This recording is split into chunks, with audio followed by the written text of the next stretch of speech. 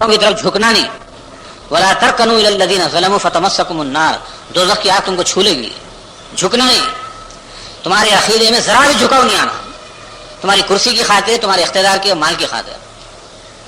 اور اگر پریسیڈنٹ بننا ہے تو آدمی جب تک ضمیر فروش ایمان فروش نہیں بنے گا پریسیڈنٹ نہیں بنے گا. اس کو چھان پھٹک کے اس کا عقیدہ دیکھ کے اس کو عہدہ دیا جاتا ہے, اور عہدہ ملنے کے بعد اس کی قیمت بھی اسے چکائی جاتی ہے. اس کو بٹو لگایا جاتا ہے, اس کو مندر میں لے جایا جاتا, اس کی زبان سے کافرانہ مشرکانہ باتیں نکالی جاتی ہیں. ایک منسٹر ہیں جو مندر میں گئے تروپتی کے, انہوں نے کہا کہ صاحب ہمارے عقیدے کے لحاظ سے اندر نہیں آ سکتے آپ. انہوں نے کہا کہ نہیں میری خواہش ہے. معلوم نہیں کس کو خوش کرنا چاہتے تھے وہ. انہوں نے کہا کہ فارم بھرنا پڑتا ہے, میں اس کے لیے بھی تیار ہوں. وہ فارم میں لکھا ہوا ہے کہ آئی ہیو فیتھ ان دس, میں جو ہے آپ کے ان خداؤں پر عقیدہ رکھتا ہوں, ایمان رکھتا ہوں. وہ آپ لکھیں گے اس طریقے سے تو آپ کو داخلہ ملے گا اندر آنے کا. تو آدمی مسلمان کام باقی رہتا ہے لکھنے کے بعد. یہ عقیدے کی بات ہے. یہ قرآن میں آتا ہے کہ جھکنا نہیں کافروں کی طرف. فتمسکم النار, دوزخ کی آگ چھو لے گی. تو میں کہہ رہا تھا کہ قرآن کہتا ہے سیدھا راستہ پیغمبروں کا ایک ہی ہے. ایک مولوی صاحب واضح فرما رہے ہیں کہ قرآن کا راستہ الگ ہے, اولیاء اللہ کا راستہ الگ ہے. غور فرمائیے آپ, یعنی قرآن جس وقت اتر رہا تھا اس وقت صحابہ نہیں تھے بلکہ اولیاء اللہ تھے, اور صحابہ اولیاء اللہ نہیں تھے. اور قرآن جب اتر رہا تھا تو حضور الگ تھے, صحابہ الگ تھے, اولیاء اللہ الگ تھے. یہ باتیں کہاں سے بیان کر رہے ہیں لوگ؟ کس صورت جہالت کی باتیں ہیں یہ. قرآن کہہ رہا ہے صراط مستقیم شروع سے ایک ہی رہا ہے. شرع لکم من الدین ما وصی بہ نوح, جس دین کی نصیحت اے محمد صلی اللہ علیہ وسلم ہم آپ کو کر رہے ہیں, جو دین ہم نے بھیجا ہے وہ وہی دین ہے جو نوح علیہ السلام کو بھی دیا گیا تھا. شرع لکم من الدین ما وصی بہ نوح والذی اوحینا الیک, اور جو آپ کی طرف وہی کر رہے ہیں وہ بھی وہی دین ہے. وما وصینا بہ ابراہیم و موسیٰ و عیسیٰ ان اقیموا الدین ولا تتفرقوا فیہ, اور یہی دین موسیٰ علیہ السلام, عیسیٰ علیہ السلام, ابراہیم علیہ السلام کو دیا گیا کہ دین کو قائم کرو, دین ایک ہی ہے, اس میں تفریق نہ پیدا کرو. صراط مستقیم شروع سے آخر تک ایک, آدم علیہ السلام سے لے کے حضور تک اور حضور سے لے کے قیامت تک ایک ہی ہے صراط مستقیم. مولانا ابوالعلا مودودی نے لکھا ہے میتھمیٹکس کے فارمولے کے تحت کہ 2 پوائنٹس کے بیچ میں اسٹریٹ پاتھ, اسٹریٹ لائن ایک ہی ہوتی ہے. یعنی 2 نقطے کھینچے نیچے اور اوپر, خط مستقیم سیدھا راستہ کھینچے تو ایک ہی ہوتا. اللہ اور بندے کے درمیان میں اسٹریٹ پاتھ, اسٹریٹ لائن, خط مستقیم, صراط مستقیم صرف اور صرف ایک ہی ہے. اس لیے مسلمان کو اعلان کر دینا چاہیے کہ صراط مستقیم صرف اور صرف جو ہے محمد صلی اللہ علیہ وسلم نے جو پیش کیا ہے, قرآن نے جو پیش کیا ہے, اللہ نے جو پیش کیا وہ ہے. باقی سب کے سب گمراہی کے راستے, ٹیڑھے راستے ہیں. یہ ہمارے عقیدے کا اعلان ہونا چاہیے. لکم دینکم ولی دین. ہم زبردستی اس راستے پہ نہیں لاتے ہیں, لا اکراہ فی الدین, دین میں جبر نہیں ہے, لیکن ہمارا عقیدہ یہ ہے کہ صرف اور صرف قرآن کا اور اسلام کا راستہ انسانیت کے لیے نجات کا راستہ ہے اور سیدھا راستہ ہے. سورہ انعام پڑھی 8ویں پارے میں, ایک رکوع میں صراط مستقیم کی تشریح کی گئی, احکام دیے گئے, اور آخر میں فرمایا کہ یہ جو احکام ایک رکوع میں دیے گئے, ان ھذا صراطی مستقیما فاتبعوہ, یہ ہے میرا سیدھا راستہ. اللہ تعالیٰ فرماتے ہیں اس کو فالو کرو. ولا تتبعوا السبل فتفرق بکم عن سبیلی, دوسرے راستوں کی پیروی مت کرو, وہ تم کو پگڈنڈیوں کی طرف, گلی کوچوں کی طرف, ٹیڑھے راستوں کی طرف لے جائیں گے, منتشر, متفرق اور گمراہ کر دیں گے. حضور صلی اللہ علیہ وسلم کبھی ہاتھ پکڑ کے بات کو سمجھاتے تھے, اہمیت بتاتے تھے, اور کبھی جو ہے انگلی کے اشارے سے, اور کبھی زمین پر لکیر ڈال کے. اس سے تعلیم کا اصول معلوم ہوتا ہے. ایک مرتبہ آپ نے خط مستقیم سیدھی لکیر کھینچی, اس کے اطراف میں ٹیڑھے ترچے لکیریں کھینچی, اور قرآن کی آیت پڑھی آپ نے, وَأَنَّ هَذَا صِرَاطِي مُسْتَقِيمٌ فَاتَّبِعُوهُ, اللہ سے ملانے والا جو راستہ ہے وہ ایک ہی ہے, باقی یہ سب ترچے راستے ہیں. ہر ترچے ٹیڑھے راستے پہ ایک شیطان بیٹھا ہوا ہے. اور تم چاہو تو قرآن کی آیت پڑھ لو, حضور نے فرمایا. کبھی اپنی بات کی تائید میں آپ یوں فرماتے تھے, تم چاہو تو یہ آیت پڑھ لو.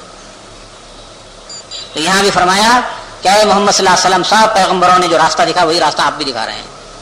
اولیاء اللہ کا راستہ الگ, صحابہ کا الگ, حضور کا الگ, ماں باپ کا راستہ, آپ کا راستہ الگ ہو سکتا ہے, لیکن اولیاء اللہ کا, صحابہ کا, پیغمبروں کا, اللہ کا راستہ الگ ہو ہی نہیں سکتا. انعم اللہ علیہ من النبیین, انعم تعلیم کے بارے میں قرآن میں آتا ہے, انعام کیا اللہ نے نبیین پر, صدیقین پر, شہداء پہ, صالحین پر. وہ بھی کوئی ولی بن سکتا ہے جو صحابہ کے راستے سے ہٹ جائے, حضور کے قرآن و حدیث کے راستے سے ہٹ جائے. کوئی صحابی بن سکتے ہیں قرآن و حدیث کو چھوڑ کر؟ کوئی رسول ایسے ہیں کہ ان کا راستہ الگ تھا, دوسرے پیغمبروں کا الگ تھا؟ کیا ایک خدا دو راستے بتاتا ہے؟ صراط اللہ الذی لہ ما فی السماوات والارض, اللہ کا راستہ صراط اللہ, انم تعلیم کا راستہ ایک ہی راستہ ہے. ایک جگہ اللہ تعالیٰ فرماتے ہیں کہ ما کنت تدری ما الکتاب ولا الایمان, محمد صلی اللہ علیہ وسلم آپ نہ کتاب جانتے تھے, نہ قرآن جانتے تھے, نہ ایمان جانتے تھے, کچھ بھی نہیں جانتے تھے آپ. ما کنت تدری ما الکتاب ولا الایمان, آپ کو معلوم بھی نہیں تھا کہ آپ پیغمبر بننے والے ہیں. وما کنت ترجو ان یلقی الیک الکتاب, غار میں ضرور بیٹھے ہوئے تھے, متفکر تھے, متلاشی تھے. کیا ترجمہ کریں گے اس آیت کا؟ ووجدک ضالًا فہدی, اللہ نے آپ کو ضالًا پایا پھر ہدایت دی. لفظی ترجمہ گمراہ کا ہوتا ہوں, نعوذ باللہ. حضور کی شان میں کیا ترجمہ ہوتا؟ اللہ نے آپ کو گمراہ پایا پھر ہدایت دی, نعوذ باللہ. یہ ترجمہ ضالًا کی معنی گمراہ کے نہیں ہو, بلکہ حضور کے بارے میں یہ بات آتی ہے کہ اللہ نے حق کا متلاشی پایا پھر ہدایت دی. تلاش میں تھے حق کی, غار میں بیٹھتے تھے پیغمبر بننے سے پہلے, اور پتہ نہیں تھا کہ پیغمبر بننے والے ہیں آپ. وما کنت ترجو, امیدوار نہیں تھے آپ ان یلقی الی الکتاب, کی کتاب القا کی جائے گی, الا رحمتا من ربک, رب کی رحمت ہے. تو جب آپ کو پیغمبر بنایا گیا تو فرمایا ما کنت تدری ما الکتاب ولا الایمان, نہ آپ کتاب جانتے نہ ایمان جانتے. پہلی وحی کے موقع پر آپ کو جبریل نے جھنجھوڑا, اقرا پڑھ. تو کیا فرمایا آپ نے؟ میں پڑھا ہوا ہوں. آپ نے فرمایا ما انا بقارئین, میں پڑھا ہوا نہیں ہوں. پھر آپ کو بھیجا زور سے, تو آپ نے فرمایا اقرا, جبریل علیہ السلام نے. تو آپ نے فرمایا کہ ما انا بقارئین, میں پڑھا ہوا نہیں ہوں. پھر تیسری مرتبہ پڑھایا ان کو سبق, اقرا بسم ربک الذی خلق وغیرہ وغیرہ. اس کا مطلب یہ ہوا کہ یہ راستہ جو ہے آپ نے تجویز نہیں کیا ہے, اللہ کی طرف سے آپ کو بتایا گیا ہے. تو اللہ تعالیٰ کہتے ہیں کہ یہ صراط مستقیم جو ہے یہ پچھلے پیغمبروں کا بھی راستہ ہے, آپ کا بھی راستہ ہے. اور آپ قرآن یا ایک رسالت یا کتاب اور ایمان کچھ بھی نہیں جانتے تھے. ولیکن جعلناہ نورا نہدی بہ من نشاء من عبادنا وانک لتہدی الی صراط مستقیم. ایک روشنی ہے نبوت اور رسالت کہ اپنے بندوں میں سے ہم جس کو چاہے القا کرتے ہیں. نبوت کی روشنی آپ کو دی گئی اور آپ سیدھے راستے کی طرف لوگوں کی رہنمائی کرتے ہوئے انک لتہدی الی صراط مستقیم. پھر آگے تشریح فرمائی صراط اللہ الذی لہ ما فی السماوات والارض, اللہ کا راستہ کہ جو آسمان و زمین کا مالک ہے. الا الی اللہ تسیر الامور, خبردار ہو جاؤ کہ سارے کام اسی کی طرف پلٹ کے جانے والے ہیں.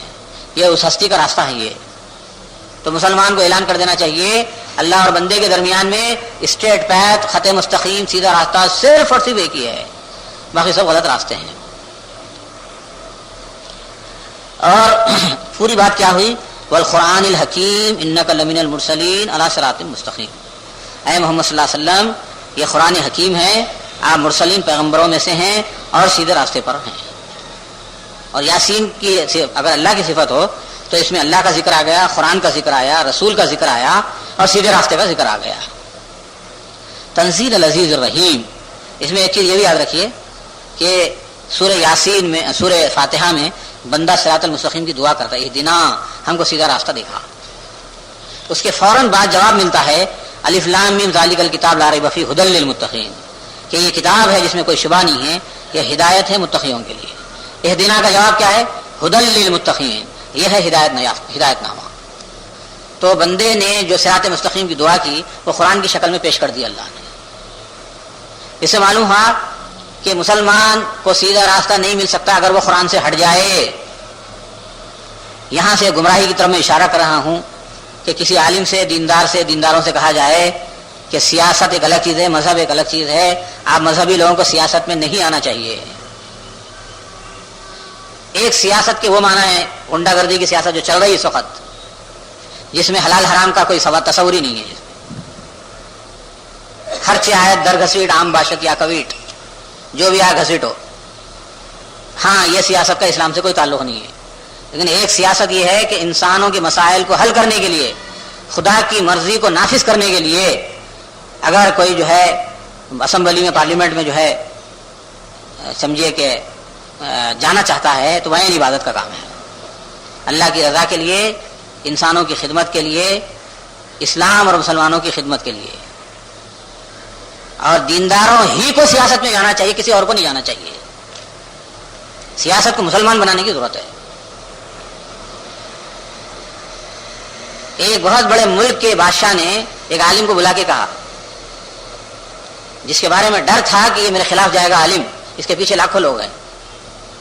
کہا کہ صاحب 1 کروڑ کی یونیورسٹی بنا کے دیتا ہوں، آپ یونیورسٹی میں پڑھاتے رہیے، وائس چانسلر بنیے، پروفیسر بنیے، اور پالیٹکس میں مت آئیے، یہ میدان ہمارے لیے چھوڑ دیجیے، ہمارے لیے رکاوٹ نہ بنیے. اس لیے کہ یہ گندی سیاست ہے، آپ مت آئیے اس میں. تو انہوں نے جواب دیا کہ آپ اس کو گندا ہی رکھنا چاہتے ہیں، اس کو تو پاک ہونا چاہیے. اور آج اسی لیے جو ہے ظلم و زیادتی پھیل رہی ہے کہ سیاست دینداروں کے ہاتھ میں کیوں نہیں آ رہی ہے. اقبال نے اس نقطے کو بیان کیا ہے، اور پورا لٹریچر ایک طرف، اقبال کا ایک شعر ایک طرف، سمندر کو کوزے میں لا دیا. اقبال کہتے ہیں کہ حکومت 2 قسم کی، ایک بادشاہوں کی ہوتی ہے اور ایک پبلک کی ہوتی ہے.